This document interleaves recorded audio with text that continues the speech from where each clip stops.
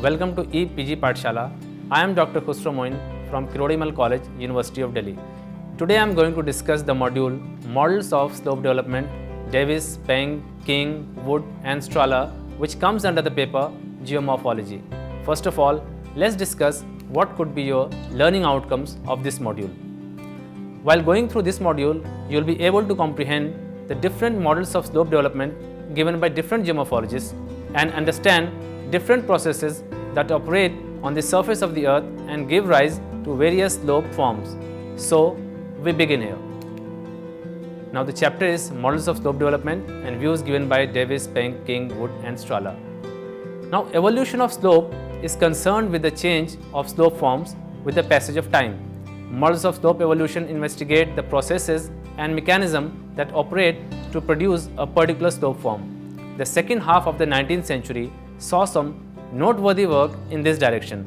The works and concepts of W. M. Davis, W. Peng, L. C. King, A. Wood and A. N. Strahler have been discussed here in detail. Now first we will take up Davis' model of cycle of erosion. Davis, through several articles and essays, postulated his concept of cycle of erosion. His work on cycle of erosion was published in the year 1899. Later, through a number of papers and articles, modified his work several times. Davis envisaged that all the landforms of the world pass through evolutionary sequence during which time denudation processes act upon them to fashion different landforms in different stages of its evolution. Change in landform with the passage of time formed the cornerstone of his cyclic concept. The landforms would change from initial to ultimate form. The crest will not remain stable for long period of time, rather their height and slope will decline with the passage of time. His cycle of landform development was thus dynamic in nature. Davis argued that all physical landforms can be analyzed in terms of three variables: structure, process and stage. Now first is structure. The term structure includes more than what it literally means. It includes the manner of disposition of underlying rocks, level of hardness, porosity, folds and faults, etc. Process. This includes all types of weathering, river, wind and glacial erosion, mass movement, etc. Stage. It means the time duration during which the processes operate on a structure. Davis used the terminology of youth, mature and old age to mark different phases of evolution of landforms. He drew analogy between landscape and living being and therefore compared the life cycle of living being with the life cycle of landforms. He argued every landform undergoes sequential changes through the process of evolution where it passes through youth, maturity and old age. Davis talked about all these stages of life cycle in relative terms. In other words, there is no fixed time duration for youth, maturity or old age because the time duration for each stage will depend on many factors. In regions of highly resistant rocks, the duration of this cycle will be fairly longer compared with relatively weaker, less resistant rock types. Davis made some assumptions regarding the upliftment of landforms. He visualized the initial landform as a mass of land uplifted from the sea. The process of upliftment was faster and the denudation processes acted upon it from the time it almost became a stable mass. His normal cycle represents the case of humid temperate landform in which, due to rainfall, several consequent streams would emerge. The velocities and stream direction would be controlled by the surface gradient. Now stages of the cycle. Following section discusses the three stages of Davisian cycle. First, youthful stage. The streams after their emergence will begin a rapid downward erosion resulting in formation of deep valley bounded by very steep slopes. In other words, V-shaped valley would be formed which will sustain its nature all through its youth. The divide summits are preserved in this stage. During the early beginning of the youth, the valley side slopes are steep which by the close of the youthful stage gradually diminish. The river extends their valleys by continuous headward erosion. Youthful stage is marked with the development of features like waterfalls, rapids and gorges. The long profile of the river bear these features, hence Davis referred such profiles as degraded. Now the second stage is the stage of maturity.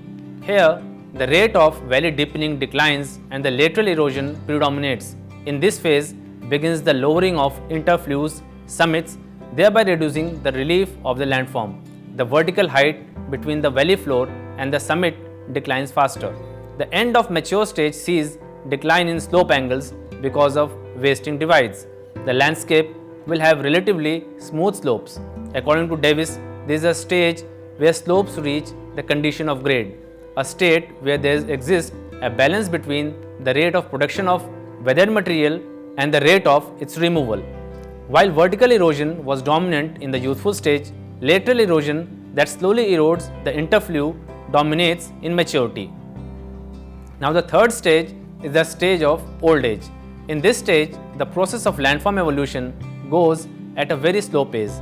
There is a marked reduction in the river gradients. The angle of valley side slopes declines continuously. There is decline in creep and wash as well. The slope gets covered with a detritus and thereby protected from mechanical weathering. The detritus conceals everything beneath it. The streams move on a very gentle gradient and often wander over their floodplain. This stage lasts longer than previous two stages. The slopes continue their wasting till they get a very low angle. At the end of the third stage, the relief is almost destroyed and the land surface appears as a flat featureless plain known as peneplain. The peneplain may have in its fold few hills which have still not lost their existence despite wasting. Davis called these isolated hills as monadnocks. Now the figure shows different stages of Davis cycle. Now the views of Davis on slopes. Davis held that upper convex part of the slope is produced by soil creep. He was of the view that creep produces rounded contours. As one comes down the slope, the volume of surface wash increases, but near the divide summit, ratio of creep to wash is large. He also put forward the concept of graded waste sheets and graded valley sides. According to him, both rivers and waste sheets are mixtures of water and rock debris in different proportions. The graded condition is first established at the lowest part of the slope, then moves upward. He has equated graded slope with graded waste sheet. A graded waste sheet is one on which there is equality between the supply and the removal of debris, while a graded slope has a continuous soil over it. In the words of Davis, just as graded river slowly degrade their courses after the period of maximum load is passed, so graded waste sheets adopt the gentler and gentler slopes. When the graded slopes are first developed, they are steep and the waste covering them is coarse and of moderate thickness.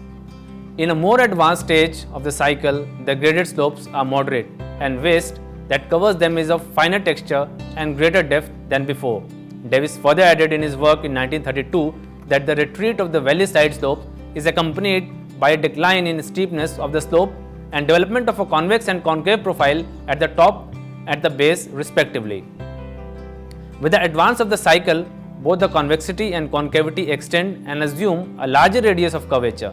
He has also stated that mountain and hills will be wont to gentler and gentler declivities owing to the faster downwash of soil from the upper convex slopes than the removal from the slope base. Now, analysis of Davis cycle.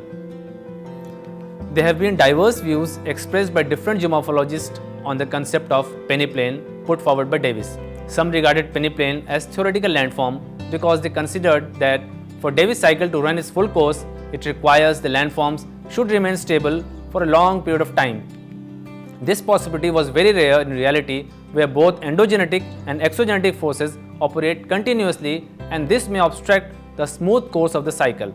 It is also argued that during time period when the river is eroding its valley, the removal of the overlying load is compensated by addition of more material to its route as per the principle of isostatic adjustment. This will give a push to overlying landform, thus keeping the process of upliftment continue for an infinite time. Thus, the attainment of peneplain stage is questioned as it contradicts the view of isostatic adjustment.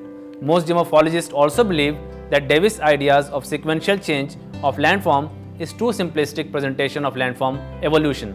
Evolution of landform in reality is a far more complex process.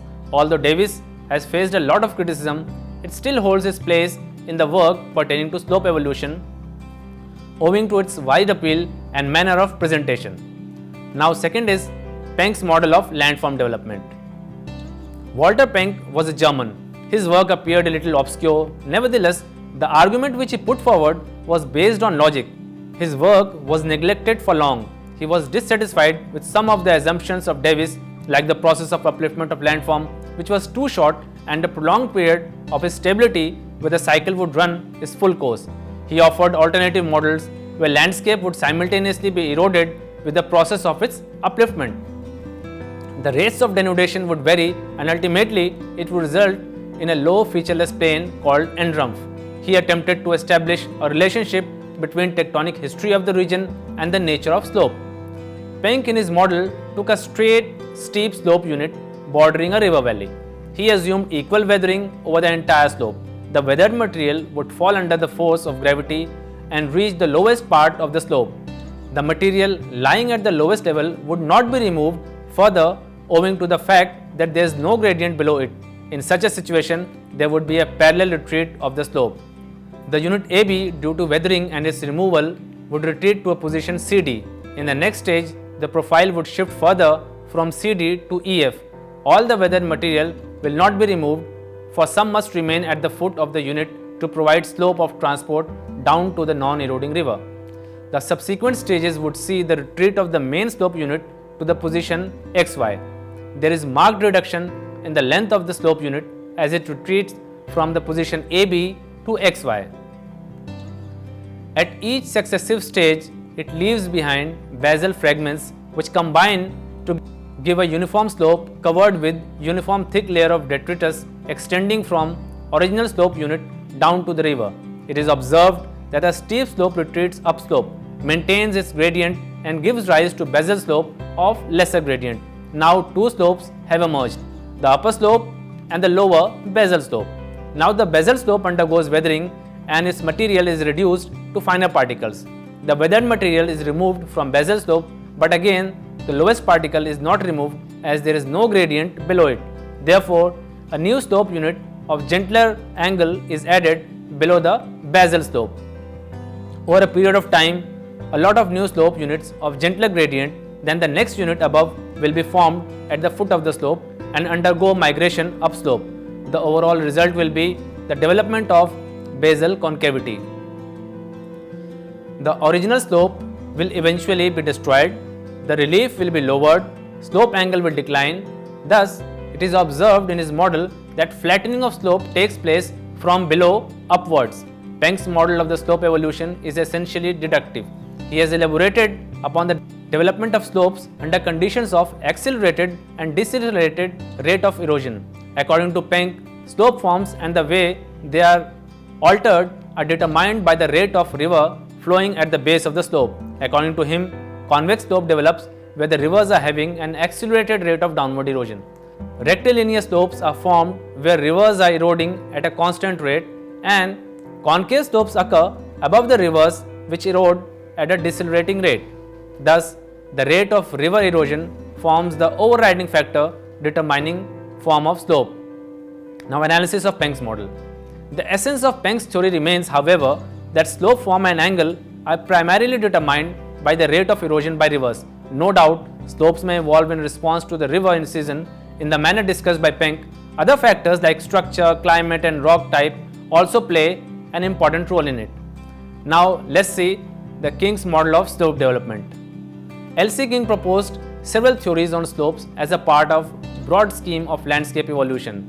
He proposed several sets of cycles like the river cycle, the hill slope cycle, the landscape cycle, etc.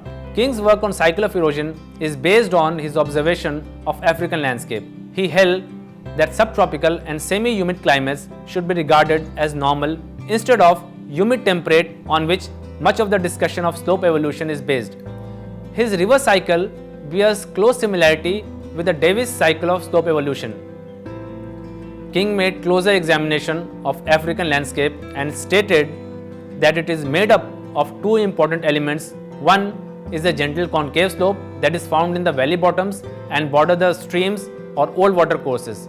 They are pediments which over a period of time slowly extend their area and see the adjoining uplands retreat. Pediments, according to King, are normally covered with detritus, but pediments themselves are essentially cut rock surfaces. The pediments is the fundamental landform to which epigene landscape tends to be reduced.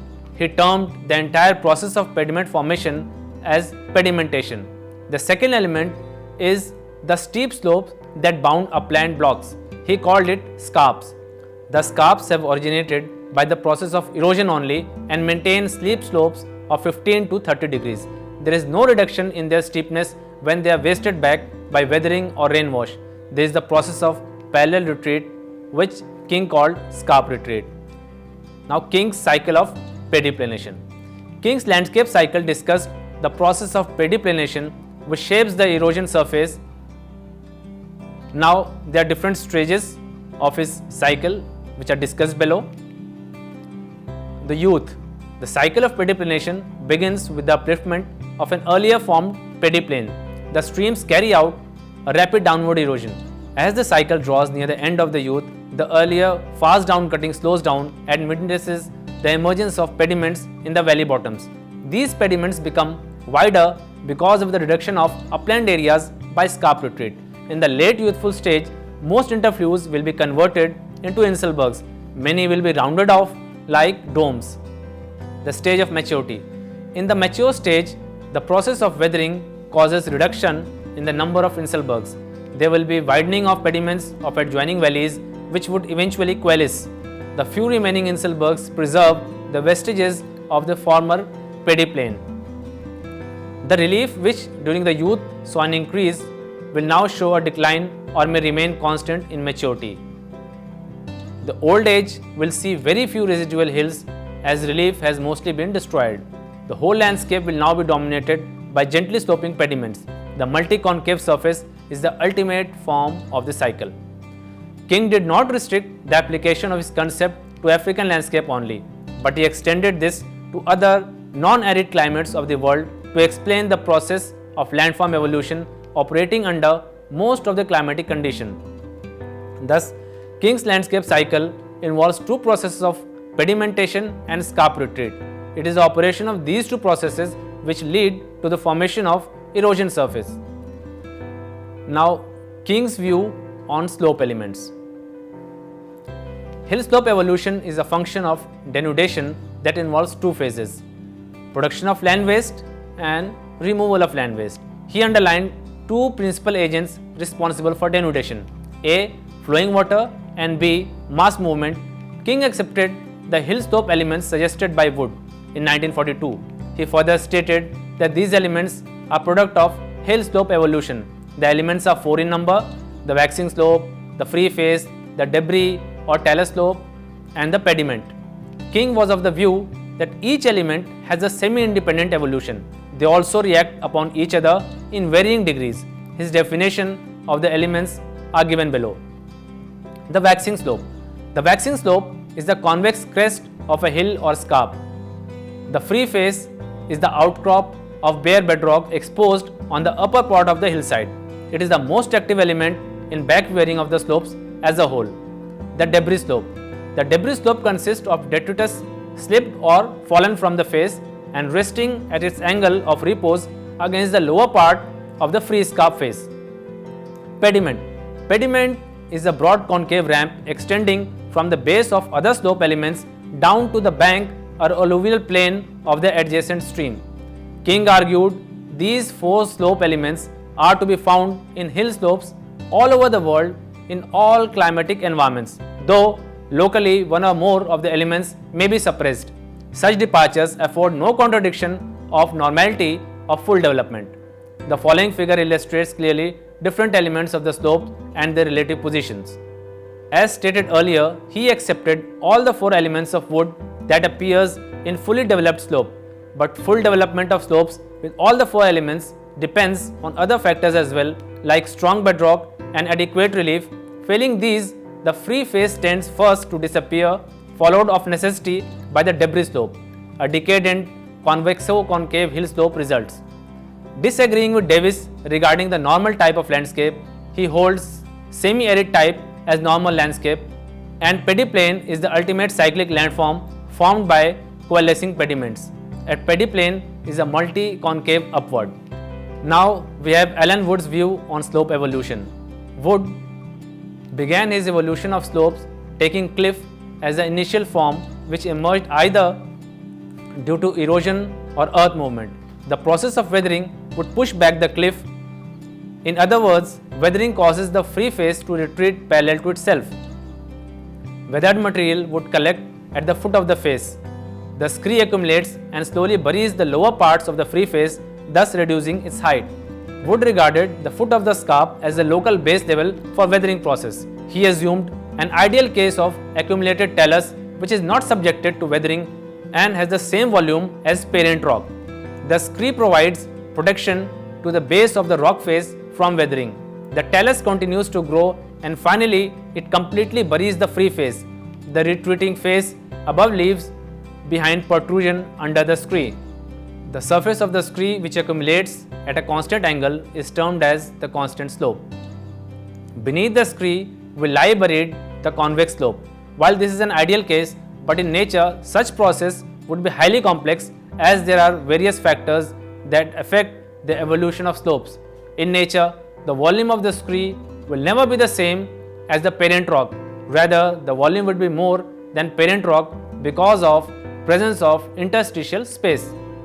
This will cause the upward growth of scree faster than ideal case. As a result, the buried face will become steeper while still retaining the convex form. Similarly, if the removal of scree takes place due to the washing out of the fine materials, it will have an effect in the opposite direction.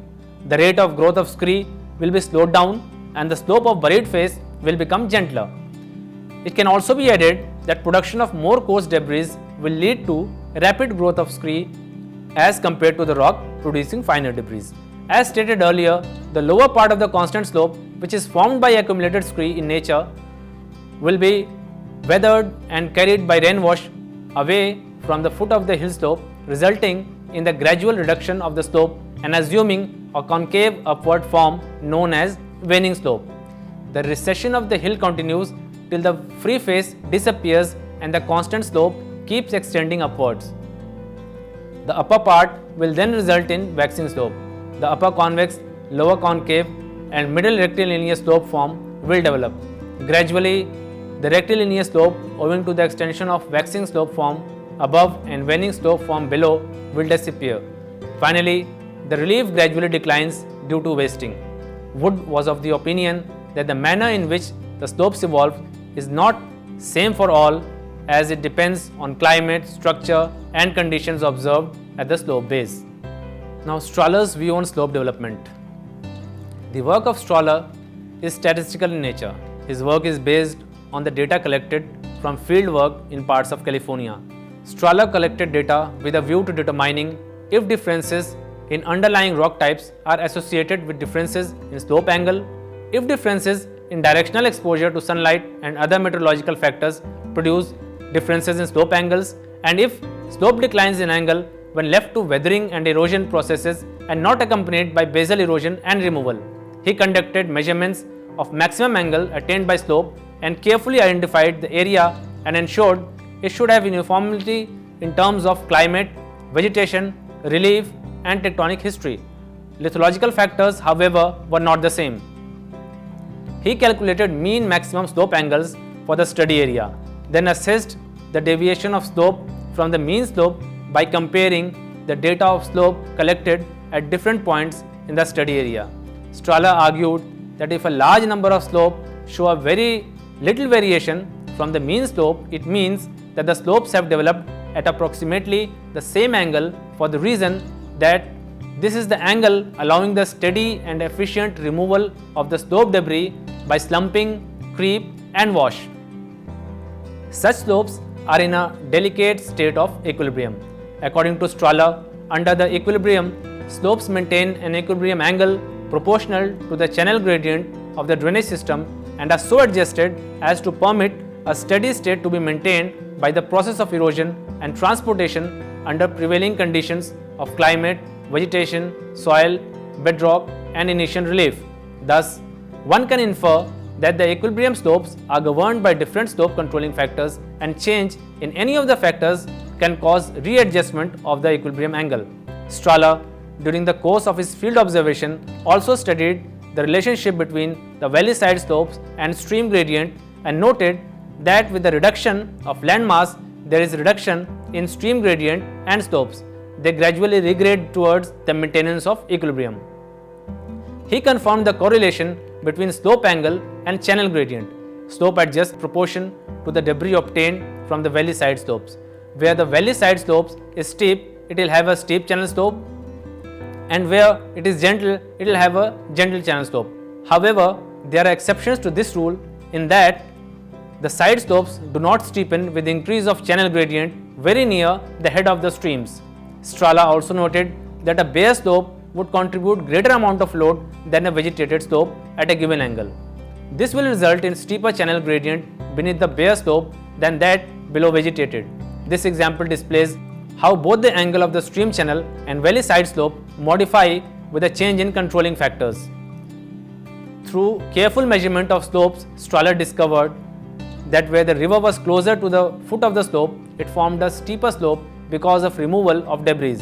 But when the stream was away from the slope, they were protected from the basal cutting and at lower angles. Now, the final conclusion. The chapter gives an insight into the diverse hypotheses put forward by different geomorphologists. The term slope decline is used by Davis to indicate the processes of slope evolution where the steepest part of the slope declines with the development of convexity and concavity. Penck, on the other hand, emphasized slope replacement where maximum angle declines due to its replacement by gentler slopes from below, causing greater part of the slope profile become concave. L.C. King discussed parallel retreat where maximum angle remains constant but the concavity gradually increases in length. Wood defined elements of slope and discussed the development of hillside slope. Strahler used statistical technique in his work and analyzed factors affecting slope evolution. Thank you.